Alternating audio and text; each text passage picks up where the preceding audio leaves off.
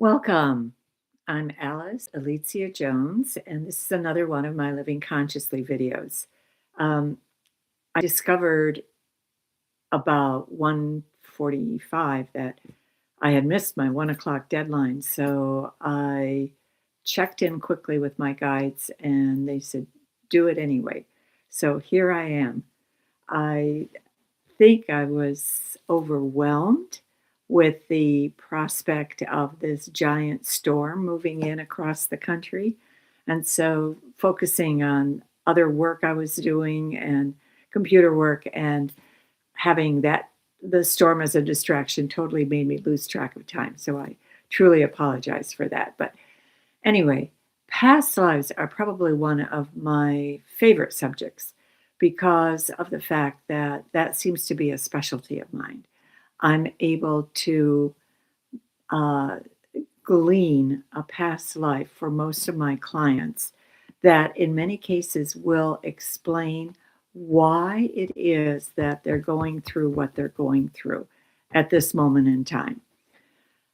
You've got to remember this is so critical that you understand this next concept. This is verified by all the spiritual teachers that are out there. Technically, there's no such thing as a past life. All of the lives are being led concurrently. They're all at the same time, which is called now. There is only one time, and that is now. We have a totally different concept because we measure time by past, present, future. That's a man made construct. Every single time you look at anything, you think of anything, you do anything, it's always in the now. Now is technically the only time that exists. So your past lives are being led concurrently with this lifetime.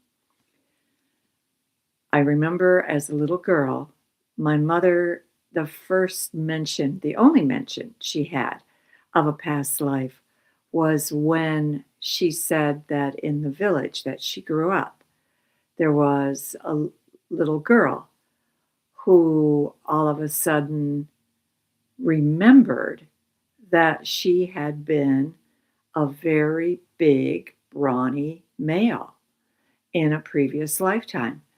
And she described her life. And the thing that happened to her, though, that started to freak everybody out was the fact that she started this other lifetime started to encroach on her current lifetime. The She was maybe 5, 6, 7 at the time, but this male voice, very deep male voice, would come through and start speaking with complete authority about whatever it was that he wanted to speak about. And so I'm not sure what the resolution was. I presume that her because Poland being a Catholic country, they probably took the child to the priest to perform an exorcism. I'm going to presume that that's what happened. My mother, if my mother did tell me anything further about it, I truly have forgotten, but I do remember that story, that voice would come forward.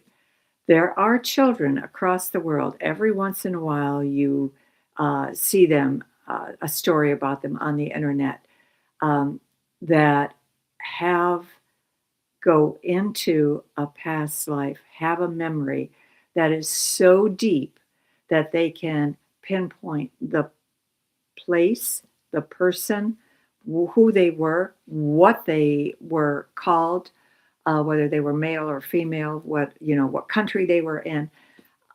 They just go on and on and on and on. And in some cases, parents have taken and actually verified those facts by tracing the history of the person that their child has claimed. I had two incidences twice that a past life encroached on my current life. The first one was when I threw a dinner party, and all of a sudden, out of nowhere, inside my head, I heard the words, "Can you believe she is at your table?" And I immediately raised my eyes, looked right across to one of the guests, a female, and all of a sudden, what showed up in my mind's eye was the fact that this female had been a Roman soldier who had crucified me in a lifetime where Christians were being hunted. This is after the life of Christ. And obviously, I was a Christian and I was being taken away for that because I wouldn't pay homage to the Roman gods. So that happened. Then, with this same group of people, except extended, more of them were at another function. This function was called Yankee Trader. It has different names, White Elephant. Yankee Trader is the one that I've always known it at, uh, where you take a package and you have a choice. In our case, we could open the package and then trade it for somebody else's package if we didn't want to keep it. Some people have it set up so that you don't open the package. You just go against your gut instinct as to what you want to do. Do you want to trade the package for a known or have the what's in the package that's unknown? It's a lot of fun. It causes a lot of funny scenes, a lot of humor. People sometimes will fight to the death for a 4-pound bag of pistachios, uh, a redskin blanket, an alarm clock. I've been to different events where this where this had taken place. In my case, this was a Christmas celebration, and it was with my spiritual friends, and the thing that I coveted was an angel, and I took my gift, traded it for the angel. The problem was that I did not have number one because the person who had number one then could look at all the opened packages and take any one that she or he wanted.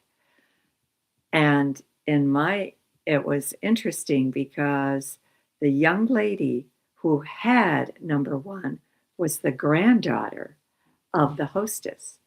And the hostess had decided she wanted my angel. So she kept saying, "Take the angel, take the angel." And then a group of her cohorts, a group of her closest friends, started to say the same thing: "Take the angel, take the angel." And it was obvious that the young lady didn't want the angel. She wanted something that she already had, which was a snowman, which she wanted to give to her birth mother. Um, After a few minutes of this, I no longer heard "Take the angel." What I heard, and the whole scene just faded for me. What I saw and what I heard was again a group of rabble rousers yelling, "Crucify him! Crucify him!" And this time I was again singled out for a crucifixion because of my faith, because of my belief system. So that I can remember the rest of that day. She ended up being persuaded by the hostess to take the angel, but I can remember the end of that day that I had a migraine headache. I had probably never had a migraine headache in my life, but my head hurt so badly that I thought to myself, so this is what a migraine feels like. And I had to go, and I had some last minute wrapping to do for the gift that I had brought for everyone at the event. And I can remember just feeling absolutely physically wiped out. So didn't enjoy that day. But there's a beautiful ending to this story. The angel that I wanted, apparently, at the next meeting that we met at, four of the members of that group went out looking to buy that angel. Two found it. One of them, husbands accidentally smashed it to the floor as they were checking out, but one of them brought it to me. So to this day, I have a figurine of that angel that I coveted because my friends were kind enough to be there and buy me the angel that I so wanted. But just remember, when you feel something, and you will feel it, it will feel totally, it will make your body buzz or feel like you're in a different plane, feel like you're in a vortex of energy. You will absolutely feel it. When you feel something different, just know that have, you could be tapping into a past life. It's so, it's absolutely not unusual for that to happen because with concurrent lives, with our past being lived concurrently, there is no reason for you not to be able to access past lives. This is also the explanation for when you fall in love madly with someone that you just met. And yet, or you say, well, that's the person I'm going to marry, and you don't even know them. Or you have an intense negative reaction to someone. You don't know why, but you just know that you need to stay away from this person. Those are all examples of the past encroaching on the present. Pay attention to your feelings. Your feelings are your DC to G, your direct connect to God. It is absolutely your feelings that will share with you what it is that you need to know. Whether it's to stay away from somebody, whether it's to go towards somebody, whatever it is, it's pay attention to your feelings. That is further explained in my book as are 365 other concepts. Every single day has a new concept. And then it gives you, at the end of the writing for the sample for the day, is also a question for meditation and a statement. I absolutely cannot tell you, if you don't already own the book, Own Your Power Day by Day, please do yourself or your friends or your in-laws or your siblings a favor by picking up a copy. You can get it in Amazon. You can get it on my website. My website is Alicja, ALICJA, Jones.com. And if you need further assistance from anything that I can help you with, please contact me through my website. I stay safe, stay powerful, no matter what. This storm can't defeat you. Take the precautions, buy the food you need to buy the supplies you need to buy, take the precautions you need, hire somebody to shovel your snow. Don't try to do it yourself if you have any sense that that is going to be too great a task for you. So please stay safe through this next week. Love you dearly, and we'll see you next week. Don't know what the topic will be, but I'm sure it's going to be interesting because it's always guided by my guides. Thank you, and God bless you.